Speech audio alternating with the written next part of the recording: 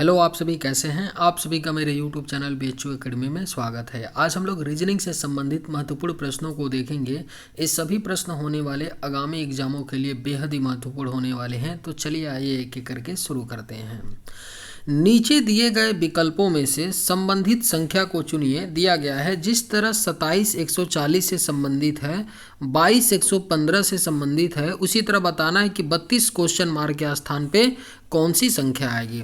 देखिए, जब भी ऐसा प्रश्न मिलता है तो हमारा अप्रोच क्या होता है, हम रेशियो की दो संख्याओं को देखते हैं। जैसे यहाँ पर मैं बात करूँ तो रेशियो की संख्याएं हैं 27 और 140 और 22 और 115। तो हम ये देखते हैं कि जो रेशियो की संख्याएं हैं वो एक दूसरे से आपस में कैसे कोरिलेटेड है, उनके बीच में क्या संबंध है, क्या लॉजिक है। सेम संबंध सेम लॉजिक को 32 और क्वेश्चन मार्क में लगा करके हम अपना आंसर लाएंगे। ठीक है, देखिए 27 140 दिया है और 22 115। इसका मतलब ये हुआ कि 27 जिस प्रकार से 140 से संबंधित होगा सेम उसी प्रकार से 22 115 से संबंधित होगा, और सेम वही लॉजिक हम लोग क्या करेंगे 32 और क्वेश्चन मार्क में लगा लेंगे और अपना आंसर लाएंगे। तो देखिए 27 से बड़ी संख्या दे रखा है, 140 रिलेटेड है। ठीक है, अगर 27 में हम क्या कर दें, देखिए 27 क्या है, छोटी संख्या है और 140 बड़ी संख्या है। तो 27 में अगर हम लोग क्या कर देते हैं, हमें 140 दिख रहा है कि 27 में अगर हम 5 का मल्टीप्लाई कर देंगे तो क्या हो जाएगा, 5 सत्ते कितना आएगा 35 और 5 दूना 10 3 13 135 आ जाएगा, है ना। लेकिन यहाँ 140 दिया है तो कोई बात नहीं, 135 में अगर मैं 5 ऐड कर दूंगा तो 140 आ जाएगा ना, है ना। उसी तरह यहाँ भी होना चाहिए था। 22 में अगर मैं क्या कर दूं, 5 का मल्टीप्लाई कर दूंगा तो कितना आएगा 110 आएगा, और अगर 110 में मैं 5 यहाँ भी ऐड कर दूंगा तो कितना आ जाएगा 115। यानी हो क्या रहा है कि पहली संख्या में 5 का मल्टीप्लाई करके और 5 ऐड करने पर दूसरी संख्या बन रही है। तो सेम 32 में हम कर लेते हैं, 32 में भी क्या कर लेते हैं 5 का मल्टीप्लाई कर लेते हैं। तो 32 में 5 का मल्टीप्लाई करेंगे तो कितना आएगा, तो आप लोग बोलेंगे सर 160 आएगा, 32 बच्चे 160। और इसमें भी हम लोग अगर 5 ऐड कर लेंगे तो कितना आ जाएगा 165। यानी क्वेश्चन मार्क के स्थान पे क्या आएगा आपका 165 आएगा, और 165 किस ऑप्शन में दिया गया है, तो ऑप्शन नंबर सी इसका सही आंसर हो जाएगा। उम्मीद करते हैं कि आप लोग समझ पाए होंगे। चलिए अगले प्रश्न पे चलते हैं। नीचे दिए गए विकल्पों में से विषम शब्द का चयन कीजिए। पूछा गया है RRC ग्रुप D 24/8/2022 में पूछा गया है। 4 ऑप्शंस दिए गए हैं, पूछा जा रहा है कि इनमें से 4 ऑप्शंस में से कौन सा एक विषम है ना। तो देखिए ऑप्शन ए में दिया है 4/D, बी में है 21/U, और सी में है 24/X, और डी में है 10/M। तो ध्यान से चारों ऑप्शन को देखने पर हमको पता चलता है ना। ध्यान से देखिए, अगर मैं क्या कहूँ आपसे कि डी का प्लेस वैल्यू क्या होता है तो आप लोग बोलेंगे सर 4 होता है। ठीक है, और यही 4 क्या किया गया है, तो यहाँ पे ऊपर लिखा गया है। अगर मैं u के प्लेस वैल्यू की बात करूं तो आप लोग बोलेंगे सर 21 होता है, और यही 21 क्या किया गया है, ऊपर लिखा गया है। पुनः मैं अगर x के प्लेस वैल्यू की बात करूं तो बोलेंगे 24 होता है, और यही 24 क्या है, ऊपर लिखा गया है। ठीक है, इसी तरह m का प्लेस वैल्यू कितना होता है 13 होता है, लेकिन ऊपर क्या लिखा है 10 लिखा है। तो ऑप्शन ए बी सी में हो क्या रहा है कि नीचे वाली संख्या जो लिखी गई है उसके ऊपर है उसका प्लेस वैल्यू लिखा गया। जैसे d है तो d का प्लेस वैल्यू 4, u है तो u का प्लेस वैल्यू 21, और x है तो x का प्लेस वैल्यू 24। लेकिन ऑप्शन डी में m का प्लेस वैल्यू क्या है 13 है, लेकिन ऊपर 10 लिखा है, इसलिए ऑप्शन डी क्या हो जाएगा विषम हो जाएगा, क्योंकि m के ऊपर उसका प्लेस वैल्यू नहीं लिखा है और बाकी 3 ऑप्शन में ऐसा लिखा गया है। तो सही जवाब क्या हो जाएगा, ऑप्शन नंबर डी हमारा राइट आंसर हो जाएगा। उम्मीद करते हैं कि आप लोग समझ पाए होंगे। चलिए अगले प्रश्न पे चलते हैं। नीचे दी गई श्रृंखला श्रेणी में प्रश्नवाचक चिन्ह के स्थान पर कौन सी संख्या आएगी। सीरीज का प्रश्न दिया गया है। क्या है सीरीज, 5 6 10 12 15 क्वेश्चन मार्क और 20 24। तो हमें बताना है कि क्वेश्चन मार्क के स्थान पे कौन सी संख्या आएगी। ठीक है, देखिए जब भी सीरीज आपको मिले ना तो 1-2 बातों का आपको ध्यान थोड़ा देना होता है। जैसे ये सीरीज मैं देखा तो इस सीरीज के लिए आपको एक बात ध्यान देने योग्य है, पता है कौन सी बात। देखिए जब भी आपको कोई सीरीज मिलता है, आप लोग पेपर उठा के देखेंगे तो जनरली जो सीरीज दिया गया होता है ना उसमें एटलीस्ट 7 से ज़्यादा संख्याएं नहीं होती हैं। 7 से ज़्यादा कोई भी आप सीरीज जनरली देखिएगा तो 99% आपको सीरीज ऐसा मिलेगा कि उसमें केवल 7 ही क्या होंगे, तो संख्याएं होंगी। अगर इसमें मैं बात करूं तो 1 2 3 4 5 6 7 8 यानी क्वेश्चन मार्क को मिला करके टोटल 8 संख्याएं हैं। तो याद रखिएगा जब भी 7 से ज़्यादा किसी सीरीज में संख्याएं होती हैं तो वह सीरीज क्या होता है, एक मिक्स सीरीज होता है। यानी क्या होता है, उस सीरीज में 2 सीरीज होता है। मिक्स सीरीज क्या होता है, मिक्स सीरीज में 2 सीरीज होता है। और हमको कैसे पता चलेगा कि यह सीरीज आपका मिक्स सीरीज है, तो अगर उसमें संख्याओं की संख्या 7 से ज़्यादा हो, जैसे यहाँ पर 8 है, यानी ये क्या कैसा सीरीज है, तो मिक्स सीरीज है। और मिक्स सीरीज में 2 सीरीज होता है, तो पहला सीरीज क्या हो जाएगा 5 10 15 20 और दूसरा क्या बनेगा 6 12 क्वेश्चन मार्क और 24। ठीक है, तो अब ध्यान दीजिएगा जो पहला सीरीज है 5 10 15 20, इससे हमारा कोई वास्ता लेना देना नहीं है, क्योंकि हमारा पहली सीरीज से कोई वास्ता इसलिए नहीं है क्योंकि क्वेश्चन मार्क के स्थान पे तो हम दूसरे सीरीज से अपना पता कर सकते हैं ना कि 6 12 उसके बाद क्वेश्चन मार्क और 24 कैसे आएगा, है ना। तो हम दूसरे सीरीज को देखते हैं, 6 से 12 हो रहा है, तो अगर मैं 6 में क्या कर दूं, 6 ऐड कर दूं तो 12 आ जाएगा। बिल्कुल आप लोग बोलेंगे सही कह रहे हो, 12 आ जाएगा। ठीक है, अब देखिए यहाँ पे 12 में कितना ऐड करें, यहाँ पे ध्यान से देखिए 12 में कितना ऐड करें कि आपका क्या आए, यहाँ पे क्वेश्चन मार्क के स्थान पे आ जाए। ठीक है ना, तो अब देखिए जब यहाँ पे आप क्लियर नहीं पा रहे हैं कि भाई क्या होना चाहिए, सपोज करिए नहीं हो पा रहा है ना, तो एक बार आप क्या करिए +6 ही ऐड करके देख लीजिए। लेकिन फिर भी आप लोग कहेंगे सर आपको कैसे पता कि +6 ऐड करना है, तो इस केस में पहली जो सीरीज होती है ना थोड़ी सी हमारी मदद करती है। इस केस में हमारी जो पहली सीरीज होती है वो मदद करती है। अब यहाँ पर हम पहली सीरीज को अगर देखते हैं, ध्यान से देखिएगा, तो 5 से 10 हो रहा है, यानी अगर 5 में मैं 5 ऐड कर दूंगा तो 10 हो जाएगा, और 10 से 15 बन रहा है, यानी पुनः 10 में कितना 5 ऐड कर दूंगा तो 15 हो जाएगा, और 15 से 20 हो रहा है, पुनः मैं 15 में 5 ऐड कर दूंगा तो 20 होगा। यानी पहली सीरीज में आप देख पा रहे होंगे कि हर बार 5 हो रहा है, ऐड हो रहा है। तो दूसरी सीरीज में क्या होगा, हर बार 6 ही ऐड होगा। तो पहली बार तो मैं 6 में ऐड किया तो 6 12 आया, दूसरी बार अगर मैं 12 में 6 ऐड करूंगा तो यहाँ क्वेश्चन मार्क के स्थान पे क्या आ जाएगा 18, और पुनः मैं जब 18 में +6 करूंगा तभी तो 24 आएगा ना, यानी क्वेश्चन मार्क के स्थान पे क्या आएगा आपका 18 आएगा, और 18 किस ऑप्शन में दिया गया है, तो ऑप्शन नंबर ए इसका सही जवाब हो जाएगा। उम्मीद करते हैं कि आप लोग समझ पाए होंगे। चलिए अगले प्रश्न पे चलते हैं। यदि बैकफिल्ड्स शब्द के अक्षरों को अंग्रेजी वर्णमाला क्रम में व्यवस्थित किया जाए तो अक्षर F के दाहिने और दूसरा अक्षर कौन सा होगा। RRB ALP 13/8/2018 में ये पूछा गया आपका प्रश्न है। ठीक है, देखिए बोल रहा है, क्वेश्चन क्या बोल रहा है ना कि जो बैकफिल्ड्स दिया है ना, इसके जो अक्षर है ना इनको अंग्रेजी वर्णमाला के क्रम में व्यवस्थित करना है। उसके बाद जो F अक्षर है उसके दाहिने दूसरा अक्षर कौन है हमें बताना है। तो इसके लिए सबसे पहले हमको क्या करना पड़ेगा, बैकफिल्ड्स के जो अक्षर हैं उनको अंग्रेजी वर्णमाला के क्रम में व्यवस्थित करना है। अब देखिए अंग्रेजी वर्णमाला का क्रम में व्यवस्थित करने का मतलब क्या होता है, सिंपल होता है कि जो बैकफिल्ड्स में अक्षर दिए गए होते हैं, जो पहले आता है अंग्रेजी में उसको हम लिखते हैं। जैसे अगर मैं ए और बी में बात करूंगा कि ए और बी में पहले कौन आता है अंग्रेजी वर्णमाला में, तो ए आता है। ठीक है, उसके बाद क्या आता है, बी आता है तो बी को रखेंगे, उसके बाद क्या आता है, सी आता है तो सी को रखेंगे, उसके बाद डी आता है तो डी को। ये सारे शब्द मैं वही लिख रहा हूं जो इसमें बैकफील्ड में दिए गए हैं। ठीक है ना, डी के बाद क्या आता है तो ई आता है, ई के बाद क्या आता है तो एफ आता है, एफ के बाद क्या आता है तो जी नहीं है, जी के बाद आपका एच भी नहीं है, आई आता है, आई के बाद क्या आता है तो जे आता है, नहीं है, जे के बाद के आता है, के है, के के बाद एल आता है, एल है, एल के बाद एम, एन, एन भी नहीं है, ओ भी नहीं है, पी भी नहीं है, क्यू भी नहीं है, आर भी नहीं, यस है, यानी कि यस आएगा। अब एक बार काउंट कर लीजिए कि बैकफिल्ड्स में कितने अक्षर हैं, 1 2 3 4 5 6 7 8 9 10, और यहाँ कितना मैं लिखा हूँ 1 2 3 4 5 6 7 8 9 10। मैं काउंट इसलिए डियर कर रहा हूँ ना, ताकि ऐसा तो नहीं है कि बैकफिल्ड्स का कोई ऐसा अक्षर है जो मैं यहाँ लिखा नहीं हूँ, छोड़ दिया हूँ, तो फिर हमारा सवाल गलत हो जाएगा। इसलिए आप लोग दोनों को काउंट करके देख लीजिए कि दोनों में समान अक्षर हैं कि नहीं, यानी समान अगर बैकफिल्ड्स में 9 अक्षर हैं तो आपने जो अल्फाबेट क्रम में लिखा है अंग्रेजी वर्णमाला के अनुसार, इसमें भी तो आपके 9 होने चाहिए ना, है। ठीक है, अब पूछ क्या रहा है, तो अक्षर F के दाहिने, F कहाँ पे है, F यहाँ है। ठीक है, इसका दाहिना किधर होगा तो इधर होगा, ये दायां होता है, इधर दायां होता है, और इधर क्या होता है बायां होता है ना। ठीक है। तो एफ के क्या बोला है, दाहिने और दूसरा अक्षर कौन सा होगा, है ना। तो एफ के दाहिने दूसरा क्या हो जाएगा, एफ, उसके बाद दूसरा पहला आई हो गया, उसके बाद के, यानी एफ के दूसरा क्या हो जाएगा, के हो जाएगा, यानी हमारा सही जवाब क्या हो जाएगा, ऑप्शन बी इसका सही जवाब हो जाएगा। उम्मीद करते हैं कि आप लोग समझ पाए होंगे। चलिए अगले प्रश्न पे चलते हैं।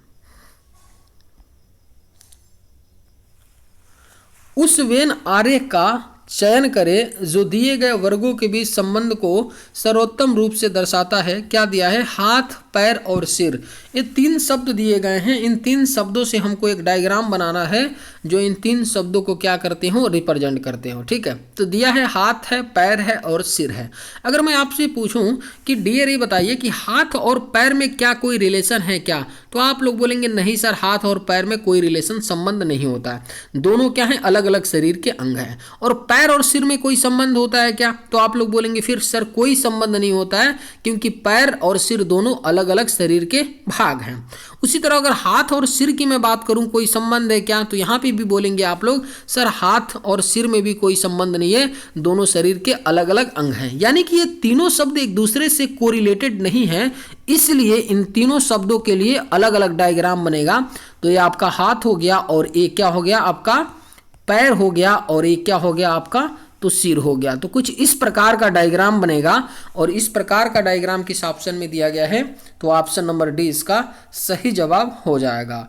उम्मीद करते हैं कि आप लोग समझ पाए होंगे। चलिए अगले प्रश्न पे चलते हैं।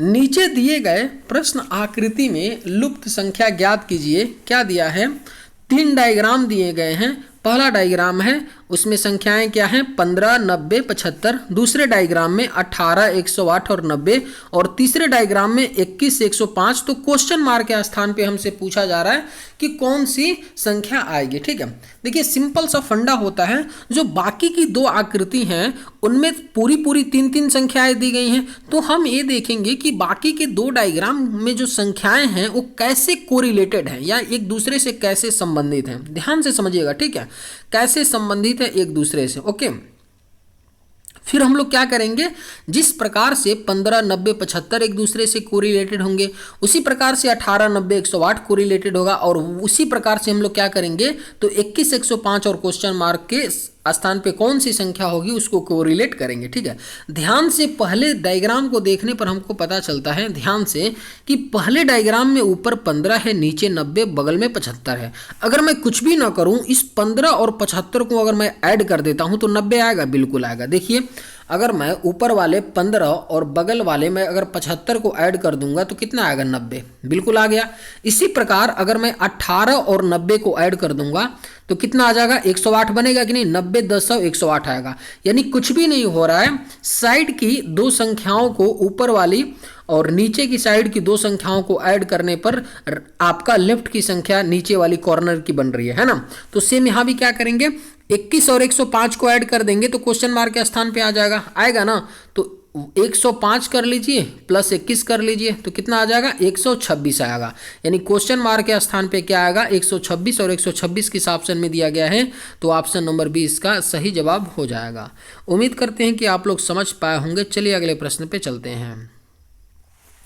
एक सही समय बताने वाली घड़ी की मिनट वाली सुई 3 घंटे 10 मिनट की अवधि में कितनी कोड़ी दूरी तय करेगी। महत्वपूर्ण प्रश्न है, आरआरबी ग्रुप डी 22/8/2022 में पूछा गया प्रश्न है। ठीक है, ये बोल रहा है ना कि जो मिनट वाली सुई है ना वह 3 घंटे 10 मिनट में कितनी कोड़ी दूरी तय करेगी, यानी कि कितना डिग्री में डिस्टेंस तय करेगी, हमको ये बताना है। ठीक है, तो एक बेसिक सी आपको बात पता होगा, बेसिक सी, थोड़ा क्वेश्चन को मूव ऑन करने से पहले, कि जो मिनट वाली सुई होती है, मिनट वाली जो सुई होती है ना वह 1 घंटे में थोड़ी बेसिक बातें कर लेते हैं। ठीक है, 1 घंटे में मिनट वाली सुई जो होती है, घड़ी का 1 चक्कर लगा लेती है कि नहीं, बिल्कुल। यानी 1 चक्कर लगाती है घड़ी का, यानी कितना डिग्री, 360 डिग्री चल देती है 1 घंटे में मिनट वाली सुई।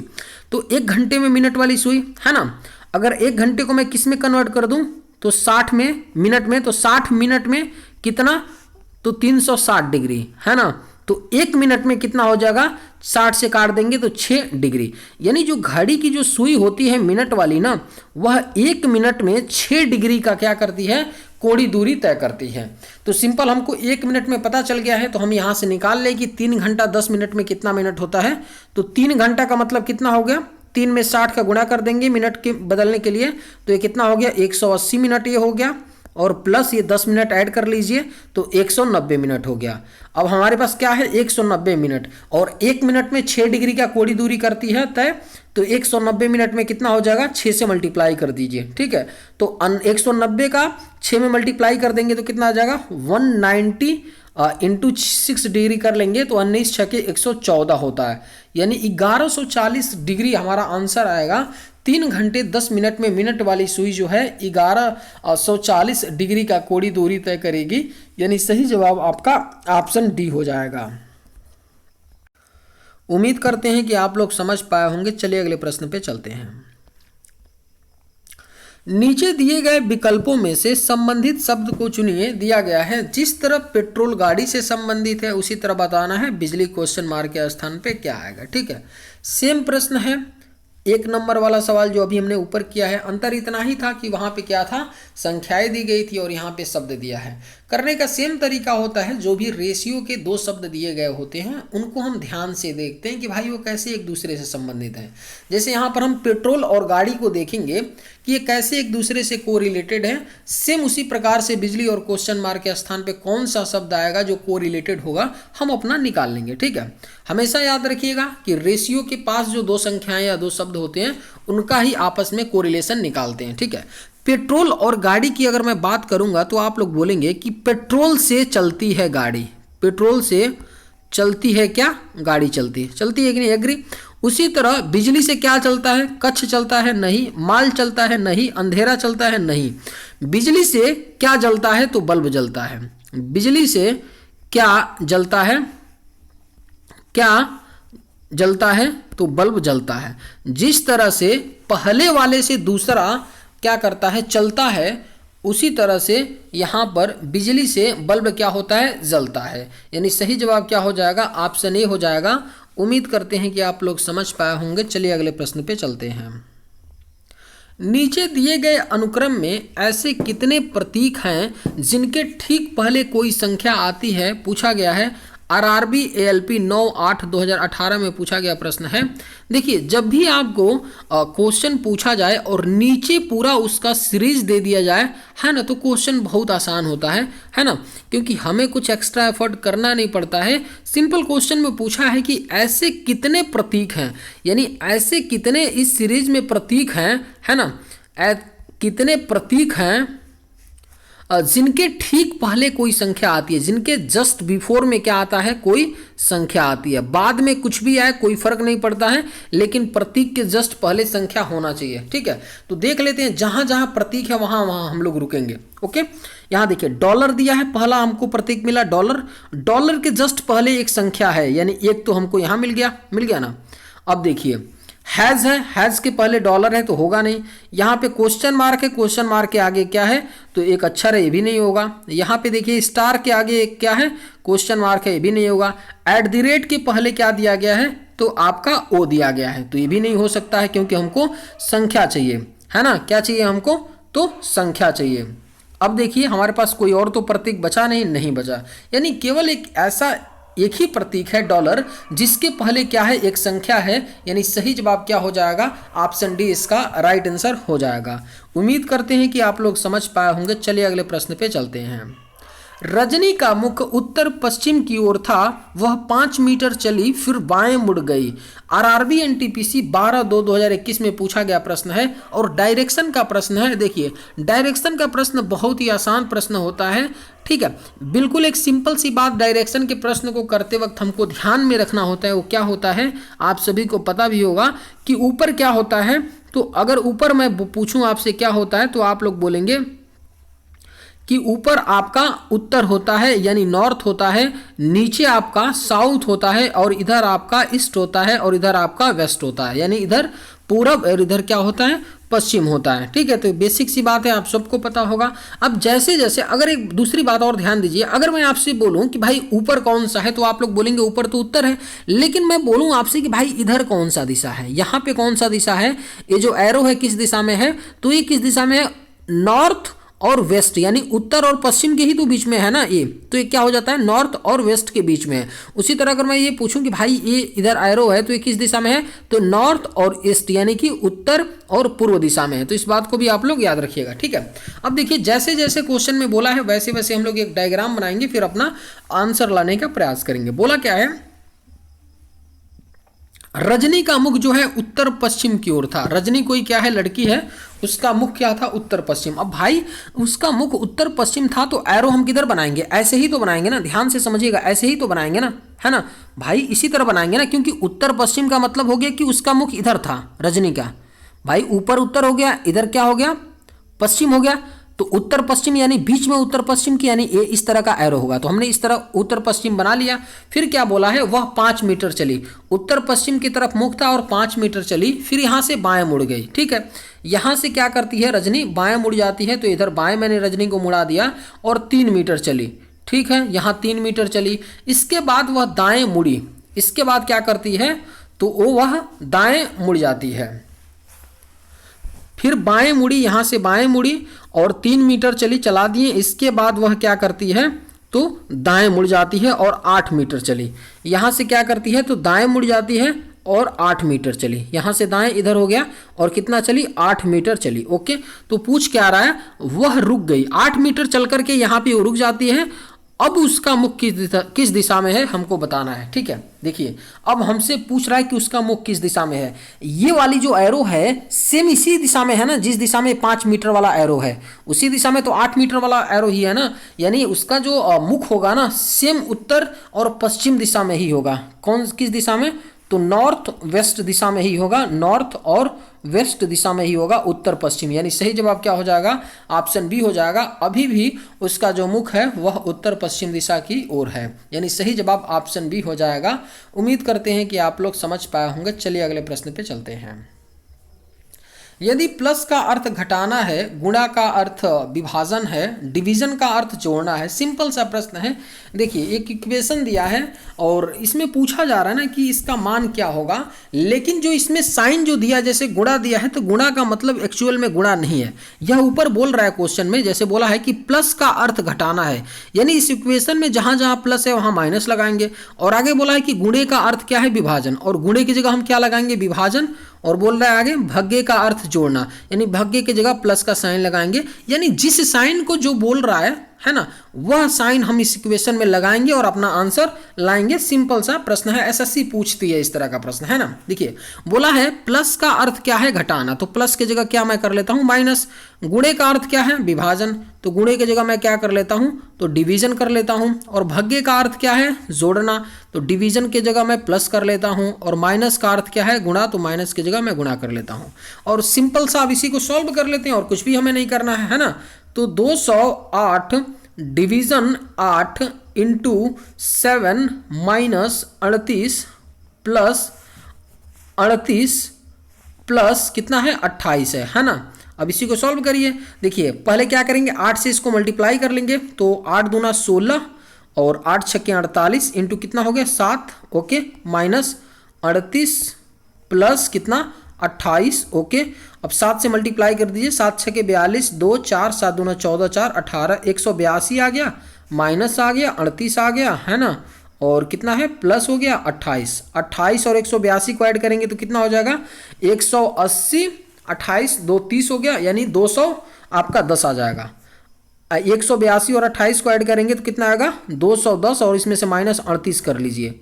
ठीक है, तो कितना आ जाएगा, आप माइनस कर लेंगे तो 172 आएगा, यानी 210 माइनस 38 करेंगे तो कितना आएगा, 172 आ जाएगा। और 172 हमारा आंसर होगा। 172 किस ऑप्शन में दिया गया है, तो ऑप्शन नंबर बी इसका सही जवाब हो जाएगा। अब कुछ लोगों को ये बात नहीं समझ में आया होगा कि भाई मैंने पहले यहाँ डिवीजन क्यों किया, मैं गुणा भी तो कर सकता था ना, गुणा करके तब भाग करता।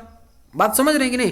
तो एक रूल होता है, ध्यान से समझिएगा, कि हम किसी भी इक्वेशन को सॉल्व, मैथमेटिकल इक्वेशन को सॉल्व करते समय हम सबसे पहले डिवीजन करते हैं यानी भाग करते हैं, उसके बाद हम गुणा करते हैं, उसके बाद हम प्लस करते हैं और लास्ट में माइनस करते हैं। यह बॉडमास का रूल कहलाता है और इसी के अकॉर्डिंग हम किसी भी इक्वेशन को सॉल्व करते हैं। अगर आप ऐसा नहीं करेंगे तो आपका आंसर गलत आएगा। उम्मीद करते हैं कि आप लोग समझ पाए होंगे। चलिए अगले प्रश्न पे चलते हैं।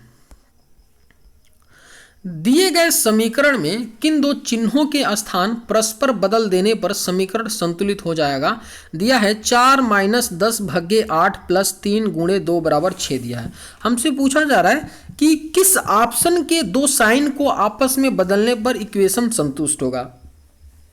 देखिए इस तरह के प्रश्न को सॉल्व करने का एक सिंपल तरीका होता है। हर कोई बताता है कि भाई ऑप्शन चेक कर लें, ऑप्शन ए को चेक कर लें, ऑप्शन ए के साइन को इंटरचेंज करके देख लेते हैं। अगर ऑप्शन ए के साइन को इंटरचेंज करने पर इक्वेशन संतुष्ट होगा तो ए आंसर हो जाएगा। ए नहीं होगा तो बी को चेक कर लेते हैं, बी नहीं हो रहा है तो सी के साइन को इंटरचेंज करके देख लेते हैं, और सी नहीं होगा तो डी को। जिस ऑप्शन से सेटिस्फाई होगा वो हमारा आंसर आ जाएगा। लेकिन सपोज करिए मैं बोल रहा हूँ भाई ऑप्शन ए आपने मान लीजिए चेक किया और ऑप्शन ए से क्या हुआ, यह इक्वेशन सेटिस्फाई नहीं हुआ तो ऑप्शन ए गलत। बी चेक किया, बी भी नहीं हुआ, सी चेक किया, सी भी नहीं हुआ, और आखिर में डी हुआ। तब तक आपका 45 सेकंड चला गया है ना। तो कुछ ना कुछ हार्म किया कि नहीं क्वेश्चन, है ना। देखिए जिस भी क्वेश्चन में आप ज़्यादा टाइम दे करके उसका सोल्यूशन लाते हैं तो कहीं ना कहीं ये भी खतरे की घंटी होती है। ज़रूरी है कि जो सवाल जितना डिजर्व करता है उससे कम समय उसको दें, है ना। जीएफ तो है नहीं कि इसको ज़्यादा समय देना है। बात समझ रहे हैं कि नहीं।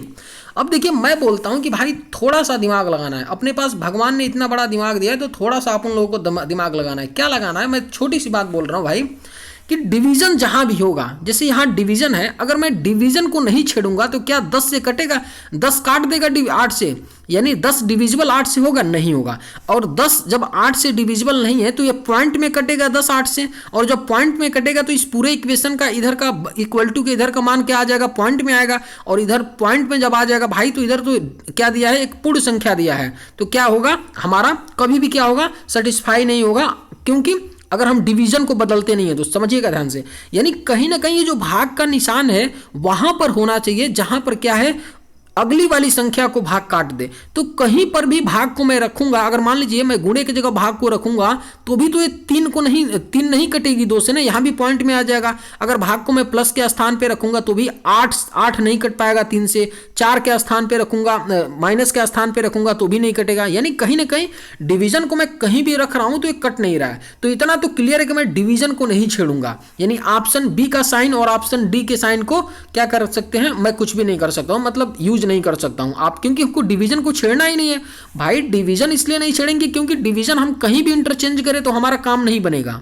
बात समझ रहे हैं मैं क्या बोल रहा हूं, ठीक है। अब देखिए, लेकिन एक चीज ध्यान से देखिएगा, एक चीज मैं ये बोल रहा हूं, अगर यहां पे मैं माइनस की जगह गुणे जब कर दूंगा तब हमारा काम बन सकता है।